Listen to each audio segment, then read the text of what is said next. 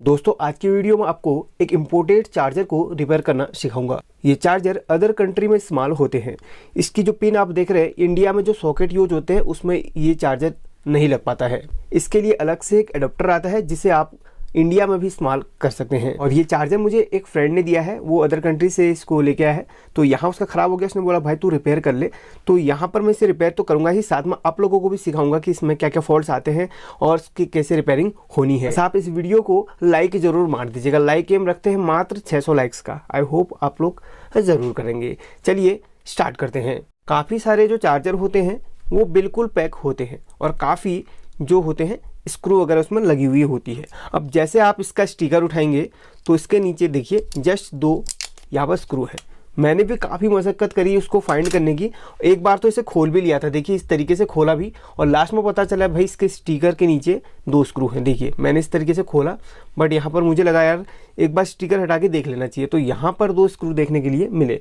अब यहाँ पर इसको स्क्रू को खोलने के बाद हम इसको अच्छी तरीके से देखेंगे कि इसमें ख़राबी क्या है। तो फाइनली इसके स्क्रू को मैंने खोल लिया है। अब आपको एक चीज़ बता दूं, यहाँ पर जो भी आप कंपोनेंट देख रहे हैं ये आपको सभी चार्जर में देखने के लिए मिलेगा। ऐसा नहीं है कि अदर कंट्री में कोई अलग इसमें मेथड का यूज़ होता है या फिर अलग टेक्नोलॉजी का यूज़ होता है, ऐसा नहीं है। सेम टेक्नोलॉजी का यूज होता है। बस यहाँ पर ये इसका जो पिन है ये इंडिया के लिए सूटेबल नहीं होता, इंडिया के सॉकेट्स के लिए सूटेबल नहीं होता। ठीक है, अभी यहाँ पर चलिए इसको मैं उठाता हूँ और आपको बता दूँ ये बिल्कुल ही डेड कंडीशन में है। तो इसको आज हम रिपेयर करने वाले हैं। अब देखेंगे इसमें फॉल्ट क्या है। सबसे पहले आपको मैं इसको चला के दिखा देता हूँ। इसमें यहाँ पर 2 वायर हैं, इसको यहीं पे मैं डिसोल्डर कर लूँगा, बाद में भले मैं सोल्डरिंग कर लूँ, कोई दिक्कत नहीं है। तो यहीं से हम इसको हटा लेंगे और इन वायर्स को हम बाहर निकाल लेंगे। अभी आयरन इतना हीट नहीं हुआ है, चलिए इसको मैं कट करके अलग कर लेता हूँ, बाद में मैं इसको सोल्डरिंग मार दूंगा। ठीक है, और इसे मैं सीरीज़ में टेस्ट करूंगा क्योंकि सीरीज़ सबसे सेफ मेथड होता है। कहीं पे शॉर्टिंग भी होती है तो सीरीज़ आपको इंडिकेट कर देता है कि आपका सर्किट में कहीं शॉर्टिंग है। सीरीज़ में हमेशा 100 वाट के बल्ब का आप यूज कर लीजिएगा। काफ़ी सारे लोग बोलते हैं सीरीज़ में कितने वाट का बल्ब का यूज़ करना चाहिए, तो सीरीज़ में हमेशा 100 वाट के बल्ब का यूज होता है। यहाँ पर आप देख सकते हैं ये बिल्कुल ही डेड कंडीशन में, कोई भी यहाँ पर हमें कोई भी ये LED आउटपुट नहीं मिल रहा है। ठीक है, फिलहाल यहाँ पर आउटपुट यहाँ से भी ले सकते हैं, बट LED है तो LED में पता चल जाता है कि आउटपुट आ रहा है। अभी यहाँ पर मल्टीमीटर से आपको चेक करके दिखाऊं तो इसकी वोल्टेज सबसे पहले इसको मैं AC 700 की रेंज पे रख लेता हूँ और यहाँ पर आपको मैं चेक करवा देता हूँ। ठीक है, देखिए यहाँ पर और यहाँ पर चेक करेंगे। यहाँ पर 1 मिनट, यहाँ पर इस पर चेक करना है। यहाँ पर हमारे वायर के कनेक्शन है तो AC यहाँ पर दिखा रहा है, देखिए बिल्कुल एक्यूरेट है, यानी कि यहाँ पर इनपुट हो रही है। अभी DC में इसको करते हैं। DC में करने के बाद ये जो मेन कैपेसिटर है, ये वाला मेन कैपेसिटर है, उस पर आपने चेक करना है। ठीक है, कि वोल्टेज आ रही कि नहीं, मतलब रेक्टिफाई होकर कैपेसिटर में आ रही कि नहीं, ये आपने चेक करना है। सबसे पहले इसको रखते हैं DC 1000 की रेंज पे रख लेते हैं। चलिए, एंड यहाँ पर कैपेसिटर जो है हमारा कहाँ पे है एक बार कन्फर्म कर लें। हाँ, यहाँ पर ये 2 पॉइंट्स पे कैपेसिटर लगा हुआ है। देखिए ऑन लाइट है, बिल्कुल सेफ तरीके से आपने इसको टेस्ट करना हो। देखिए कैपेसिटर तक हमारा वोल्टेज आ रहा है, एंड कैपेसिटर तक वोल्टेज आ रहा है तो इसका मतलब ये है कि अभी हमारा फ्यूज इसमें जो लगा है वो बर्न नहीं हुआ है। अगर फ्यूज बर्न हो जाता है या फिर जल जाता है तो कैपेसिटर तक वोल्टेज नहीं पहुंच पाता है, यानी कि जो भी प्रॉब्लम है हमारी इससे आगे को है। चलिए वो भी हम चेक कर लेते हैं। सबसे पहले मैं इसको डिस्कनेक्ट कर लेता हूँ और उसके बाद चेक करेंगे। डिस्कनेक्ट हो चुका है। यहाँ पर जो कैपेसिटर यूज हुआ है, जो कैपेसिटर यहाँ पर लगा हुआ है उसको आप शॉर्ट कर लीजिए क्योंकि ये चार्ज हो चुका होगा। देखिए कैपेसिटर हमारा चलिए शॉर्ट हो चुका है, अब यहाँ पर कोई खतरा नहीं है। अभी यहाँ पर करना क्या है, लगभग जितने भी कंपोनेंट हमें दिख रहे हैं सभी के सभी एक बार फिजिकली रूप से आप देख लें तो बेटर होगा। जितने भी कंपोनेंट लगे होते हैं, कोई तो इंटरनली ख़राब हो जाते हैं, कोई एक्सटर्नली वहाँ पर दिख जाते हैं भाई ये चीज़ ख़राब है।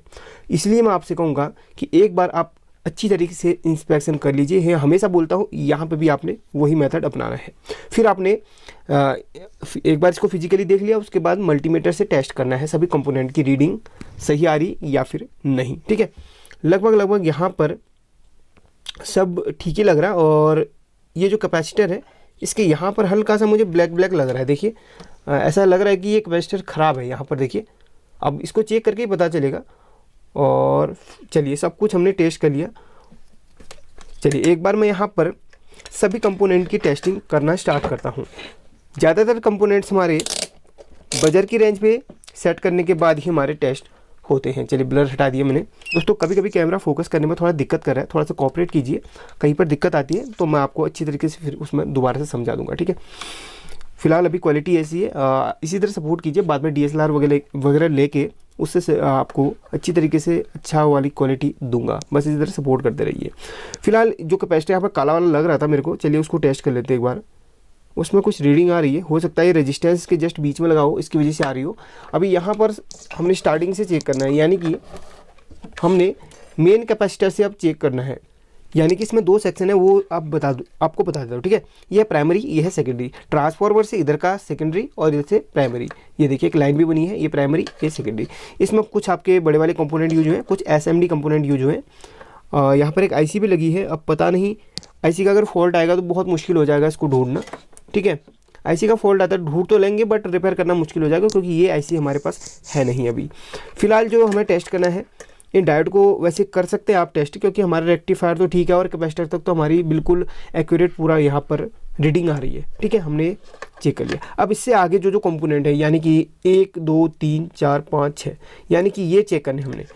एक कैपेसिटर ये है, और एक डायोड ये है, और एक रेजिस्टेंस आपका ये है, और ये आपका एक ट्रांजिस्टर है। देखिए कितने नंबर का है, ये 13003 MJE 13003 यहाँ पर ये ट्रांजिस्टर यूज हुआ है। ये डायोड है और ये कैपेसिटर है। सभी को एक बार चेक कर लें, उसके बाद पीछे जो SMD कंपोनेंट उनको भी चेक कर लेंगे। सब कुछ चेक करके फिर हम आगे को बढ़ेंगे। फिलहाल यहाँ पर इस डायोड को ऐसे ही हम चेक कर लेंगे, क्योंकि इसकी पिन यहीं पर आ रही है, उल्टा नहीं भी करना पड़ेगा, कोई दिक्कत नहीं। डायोड एक तरफ से वैल्यू देगा, एक तरफ से कुछ भी वैल्यू नहीं देगा, ठीक है।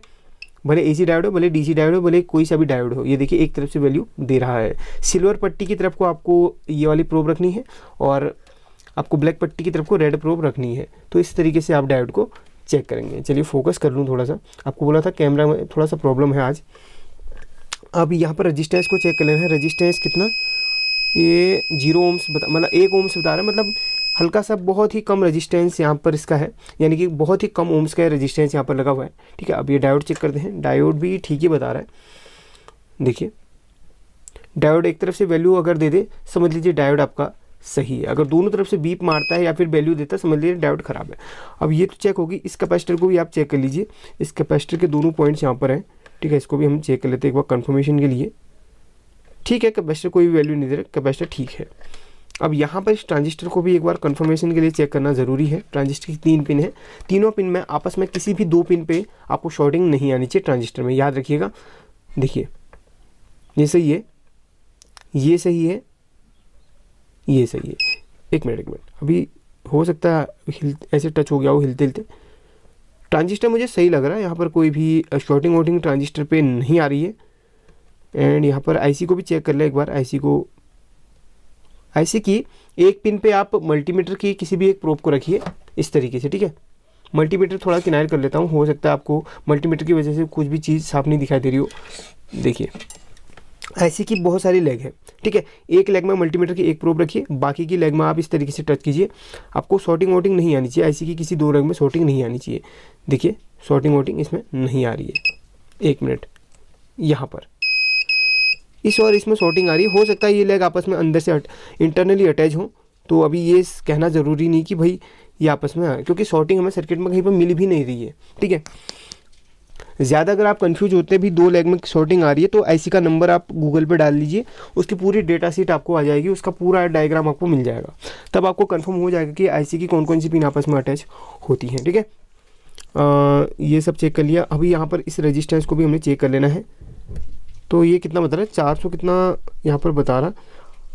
एक बार हम इस कैपेसिटर को बाहर निकाल के चेक करेंगे, क्योंकि ये कैपेसिटर में हमें पहले ही डाउट हो गया था, क्योंकि ये जला हुआ है, ठीक है। इस कैपेसिटर को हमने बाहर निकाल के ही चेक कर लेना है।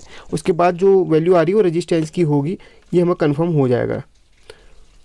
चलिए फाइनली इस कैपेसिटर को हमने बाहर निकाल लिया। अब इसकी वैल्यू को हम चेक करेंगे। इसमें कुछ भी वैल्यू नहीं आनी चाहिए, ये आप समझ लीजिए, ठीक है। कैपेसिटर में कोई भी वैल्यू नहीं आ रही। अभी हम इसको साइड रखते हैं और बाद में चेक करेंगे, बाद में मतलब इसमें अटैच कर लेंगे। फिलहाल यहाँ पर 418 बता रहा है। इसको देखते कितने ओम्स या फिर किलो ओम्स का रेजिस्टेंस है। तो यहाँ पर 19 किलो ओम्स का है रेजिस्टेंस है। यहाँ पर दिखाता हूँ आपको, ये देखिए K पे सेट किया मैंने, 20 K पे सेट किया है। तो ये हमारा, एक मिनट, ये हमारा अभी दिखा रहा था ये, 1 मिनट, 200 पे सेट करते हैं अब। ये हमारा 115 किलो ओम्स का रेजिस्टेंस है, ठीक है, 115 किलो ओम्स का रेजिस्टेंस है।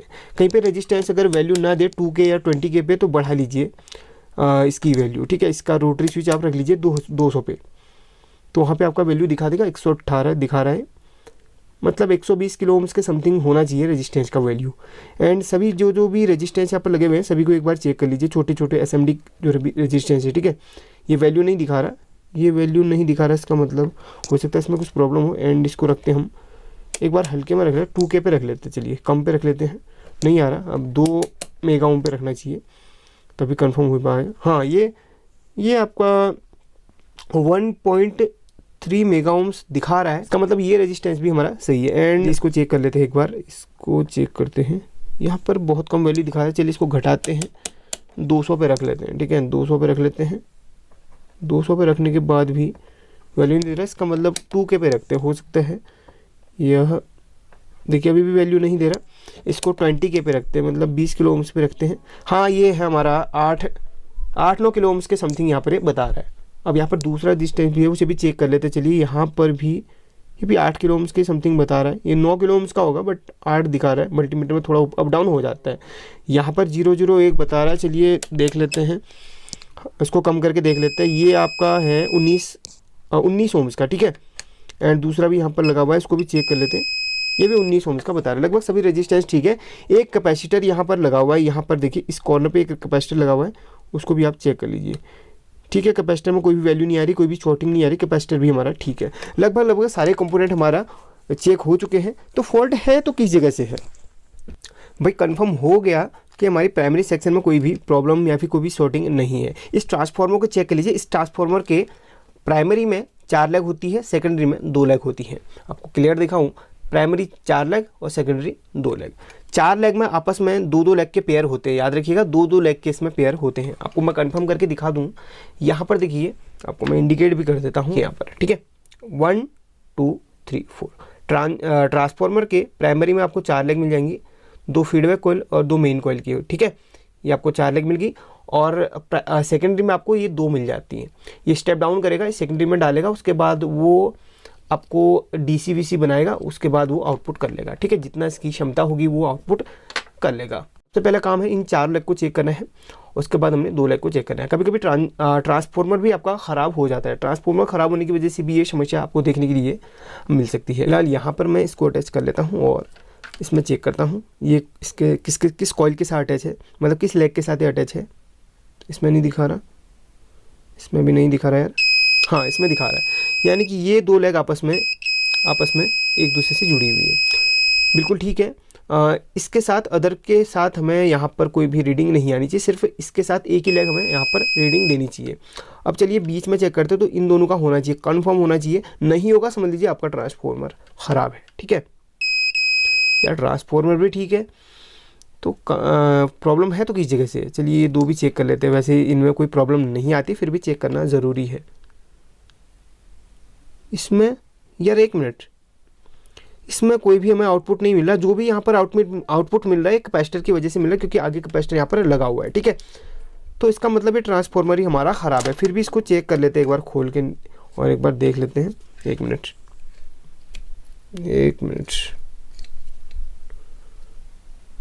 यार, ये ट्रांसफार्मर की एक लेग टूटी है, देखिए एक लेग इसमें टूटी हुई है, यानी कि एक वायर यहाँ पर टूटी हुई है। टूटी तो नहीं है, कन्फर्म ये जली हुई है। हो सकता है कि यहाँ पर कोई शॉर्टिंग हुई हो या फिर आउटपुट में जो भी चीज़ हम चार्ज कर रहे हैं उसमें शॉर्टिंग हुई हो। शॉर्टिंग हुई होती तो कैपेसिटर भी फटता, बट यहाँ पर जो भी है ये लेग हमारी टूटी है या फिर जली है, जो भी आप समझ लीजिए, यहाँ पर टूटी या जली ये है, देखिए बिल्कुल टूट के अलग हो रखी है। चलिए इसके लिए तो हमें पहले इसको खोलना ही पड़ेगा। अगर ये बन जाता तो अच्छी बात है, नहीं बन पाएगा तो फिर मैं जुगाड़ा करूँगा कहीं से ट्रांसफार्मर का, जो कि सेम चार्जर होना चाहिए, उसी टाइप से आप ट्रांसफार्मर लगा सकते हैं। ये नहीं कि आप कोई सा भी लगा लें, सेम चार्जर मतलब सेम सर्किट देखना पड़ेगा। फिलहाल इसको मैं खोल के अलग कर लेता हूँ। यहाँ पर 1 2 3 4 लेग हैं, 2 लेग ये हैं, सभी को अलग करके एक बार चेक करता हूँ।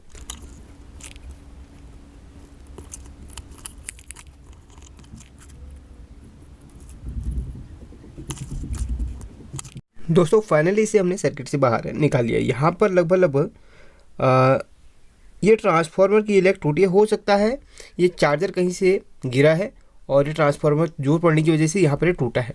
वैसे तो ये तो नहीं लगता इसे देख के कि इसकी लेग शॉर्ट हुई हो, इसकी लेग टूटी है। यहाँ पर ट्रांसफार्मर भी टूटा है, देख सकते हैं आप। फिलहाल हम कोशिश करते हैं इसकी लेग को यहाँ पर इसके साथ अटैच करने की। अगर हो जाता तो अच्छी बात है, नहीं होगा तो फिर हम कोई दूसरे मेथड का यूज करेंगे। देखिए यहाँ पर थोड़ी सी एक लेग तो दिख रही है इसकी, हल्का सा इसमें क्या करना है, स्क्रैच करके हमने सोल्डरिंग कर लेनी है। ठीक है, स्क्रैच करके सोल्डरिंग कर लेनी है और इसमें एक अलग से हमने हल्का सा वायर लगा के इसको बढ़ा लेना है। अभी फ़िलहाल यहाँ पर मैं आपको दिखाने की कोशिश करता हूँ, ये देखिएगा, शायद आपको क्लियर दिख रहा होगा। इस तरीके से इसके ऊपर हल्का सा मैं, हाँ लग गया वैसे सोल्डरिंग मटेरियल। देखिए अब यहाँ पर एक जुगाड़ हो सकता है, जुगाड़ नहीं बस परमानेंट सॉल्यूशन रहेगा। आप किसी भी कंपोनेंट को ले लीजिए, यानी कि मेरे पास देखिए एक डायोड है, इसकी एक लेग मैं यहाँ पर अटैच कर लूँगा इस तरीके से और इसको बढ़ा के लंबा कर लूँगा, इतना लंबा। बाद में इसको कटवट जो भी करना होगा वो मैं कर लूँगा, बट यहाँ पर इसकी लेग लंबी करने के लिए ये मेथड मुझे थोड़ा सा सही लगा। चलिए इसमें थोड़ा सा मैं पेस्ट लगा लूँ और इसे मैं लंबा करके इसको इतना लंबा करके यहाँ पर सोल्डरिंग कर लूँगा। ठीक है, बाद में इसकी लेग हम बाद में कटवट जो भी करना होगा कर लेंगे। ये देखिए इसके साथ सोल्डरिंग ये हो चुका है। अब यहाँ पर देखिए, अब हमने यहाँ पर इसकी रीडिंग चेक करनी है। तो चलिए फिर मल्टीमीटर को हम बजट की रेंज पे ऑलरेडी सेट है, चलिए अब इसकी रीडिंग चेक कर लेते हैं। सेकेंडरी में रीडिंग चेक करनी क्योंकि वही हमारा टूटा हुआ था। एक मिनट, सेकेंडरी में रीडिंग परफेक्ट आ रही है, मतलब आपको 0 0 दिखाई देगा, बट ये शॉर्ट नहीं है। ठीक है, काफ़ी सारे लोग इसको शॉर्टिंग समझते हैं जो जानकार नहीं होते। फिलहाल यहाँ पर ये बिल्कुल सही है। और सेकेंडरी का प्राइमरी सेक्शन से कोई अटैच नहीं होता, तो यहाँ पर सेकेंडरी आपको वाइंडिंग के प्राइमरी वाइंडिंग के साथ आप एक बार मल्टीमीटर के पॉइंट्स को लगा के देख लीजिए। फिलहाल यहाँ पर कोई यहाँ पर प्रॉब्लम नहीं है, यानी कि सेपरेट रहेगी, सेकेंडरी सेपरेट, प्राइमरी सेपरेट। ठीक है, तो यहाँ पर ये काम तो हमारा हो चुका है। अब ये चलेगा या फिर नहीं चलेगा ये तो बाद में पता चलेगा। उससे पहले हमने यहाँ पर भी एक बार, मतलब सेकेंडरी सेक्शन में जो कैपेसिटर जो भी डायोड वगैरह लगे हैं उनमें चेक कर लेना है, कोई शॉर्टिंग वोटिंग तो नहीं है, कोई ख़राबी तो नहीं है। ठीक है, कैपेसिटर वैल्यू दे रहा है, शॉर्ट नहीं बता रहा।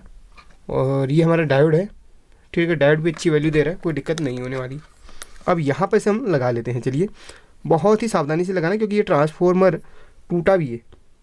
ठीक है, ये देखिए किस तरीके से हमने इसकी टूटी हुई लेग को बना लिया, देखिए कितने आसान तरीके से, बिल्कुल परफेक्ट तरीके से। हाँ, अगर ट्रांसफार्मर फूका होता तो फिर हमने इसमें जो है दूसरा ट्रांसफार्मर लगाना होता या फिर इसको रिवाइंड करना होता, क्योंकि ऐसा होता है ना दोस्तों, काफ़ी बार क्या होता है ना, ट्रांसफार्मर अवेलेबल होते नहीं, सेम चार्जर आपको लेना पड़ता है सेम वैल्यू का, तब जाके यहाँ पर आपको ये चार्जर रिपेयर करने को मिल जाता है। एंड यहाँ पर आपको बता दूँ, ये जो चार्जर अब स्टिकर भी लिखा है, ये आउटपुट कितना कर रहा है, इसमें लिखा है लगभग ये कितना वोल्ट, हाँ 3 वोल्ट आउटपुट कर रहा है। देखिए 3 वोल्ट आउटपुट के लिए यहाँ पर ये चार्जर इस्तेमाल हुआ है, यानी कि जो इसका ट्रांसफार्मर है वो 3 वोल्ट आउटपुट कर रहा है, मतलब सेकेंडरी में 3 वोल्ट देगा।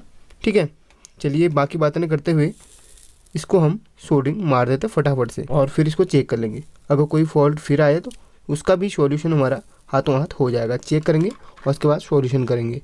प्राइमरी सेक्शन में शॉर्टिंग ना होने की या फिर ख़राबी ना होने की वजह से हमने इस ट्रांसफार्मर को देखा, क्योंकि प्राइमरी और सेकेंडरी सेक्शन को क्या है ना, ट्रांसफार्मर एक करता है, ट्रांसफार्मर स्टेप डाउन करता है, उसके बाद प्राइमरी से सेकेंडरी सेक्शन में आपका वोल्टेज जाता है। उसके बाद सभी कंपोनेंट का अपना अपना काम होता है, सभी को चेक करने का तरीका भी आपको बता दिया। तो एक बार कंफर्मेशन के लिए आप देख लीजिए कोई लेग आपस में अटैच तो नहीं है। ठीक है, जो लेग यहाँ पर हमने जोड़ी थी लंबी हुई है, उसको कट करके थोड़ा सा छोटा कर लेना है। ये देखिए काम बन चुका है। एक बार आप चाहें तो इसमें ब्रश वगैरह से इसको क्लीन कर सकते हैं, क्योंकि ऐसा होता है ना, छोटे छोटे कभी ऐसे पॉइंट्स हैं ना आपस में अटैच हो जाते हैं, पता नहीं चल पाता है। ठीक है, बिल्कुल परफेक्ट है। हाँ, एक कैपेसिटर जो हमने यहाँ से निकाला हुआ था उसको भी अभी इसमें लगा लेना है। पहले तो मुझे लगा कैपेसिटर ख़राब है, बट कैपेसिटर ख़राब नहीं था। ठीक है, हल्का सा वहाँ पे धब्बा जैसा लगा है, बट कंफ्यूज तो हो ही गया था मैं भी। जब चेक किया तो सारा कन्फ्यूजन दूर हो गया, इसलिए कंपोनेंट को चेक करना भी ज़रूरी है। कैपेसिटर को लगाना कैसे, आप जैसे इसको निकालते हैं वैसे लगाना ज़रूरी नहीं भी समझते तो उल्टा सुल्टा कैसे भी लगा लो, क्योंकि कैपेसिटर जो है आपका ये वाला आपका किसी भी पोजीशन में लग सकता है, ठीक है। तो इस कैपेसिटर को आपने कैसे भी लगा लेना है। तो फाइनली यहाँ पर सोल्डरिंग हो चुका है और एक बार इसमें अच्छी तरीके से मैं इसको सोल्डरिंग कर लेता हूँ। देखिए सब कुछ यहाँ पर हो चुका है। अब चलिए इसकी टेस्टिंग कर लेते हैं। और टेस्टिंग हमेशा सीरीज में करनी है, ऐसा नहीं कि आपने इसको डायरेक्ट लगा दिया। अगर कोई और शॉर्टिंग वोटिंग रहेगी तो कम से कम पता तो चल पाएगा, ठीक है। सीरीज में हमेशा इसे चेक करना है। चलिए यहाँ पर इसको मैं जोड़ लूँ और यहाँ पे भी इसको जोड़ लेता हूँ। अब मैं इसको ऑन कर लेता हूँ। ये देखिए ऑन हो चुका है और यहाँ पर एलईडी का यहाँ पर इंडिकेटर जो भी दिखता है ये दिख रहा है। चलिए आउटपुट भी चेक कर लेते हैं, क्योंकि आउटपुट हमारा वैसे 3 वोल्ट लिखा है। लोकल चार्जर अगर होता है तो 3 वोल्ट फिक्स नहीं देता है, और अगर आपका कंपनी का चार्जर रहेगा तो फिक्स दे देगा, ठीक है। चलिए ये आपका नेगेटिव का रहता है, बाहर का नेगेटिव का। काफ़ी लोग बोलते हैं कि सर ये पिन में नेगेटिव पॉजिटिव कौन सा होता है, तो बाहर का नेगेटिव का रहता है और अंदर का पॉजिटिव का रहता है, इतना आप ध्यान रखिएगा। देखिए वैसे 4.66 यहाँ पर वोल्ट आउटपुट कर रहा है, बट यहाँ पर आप अगर कुछ भी लोड इस पर देंगे, यानी कि ये चार्जर इसके लिए बना हुआ है, यानी कि ये चार्जर है हमारा टॉर्च चार्ज करने के लिए, उसको आप लगाएंगे तो ये 3.0 पे फिक्स हो जाएगा, ठीक है। बिना लोड के ज़्यादा ही वोल्टेज दिखाता है। बिल्कुल परफेक्ट है, बन चुका है, कोई प्रॉब्लम नहीं है। बाकी इससे भी अदर मैंने बहुत सारी वीडियो चार्जर पर बनाई है, जिन पे अलग अलग फॉल्ट पे मैंने यहाँ पर आपको सिखाया है, उनको भी देख लेना। उनकी लिंक आपको मैं डिस्क्रिप्शन में दे दूँगा। फिलहाल ये वीडियो पसंद आए तो लाइक करके शेयर जरूर करना। आपके मन में कोई डाउट हो या फिर कुछ भी चीज़ आप चार्जर से रिलेटेड पूछना चाहते हो तो इंस्टाग्राम में मुझे फॉलो कर लो और फेसबुक पे लाइक कर लेना, वहाँ आपको मैं ज़रूर रिप्लाई करूँगा। मिलते अगले वीडियो में, तब तक के लिए टेक केयर।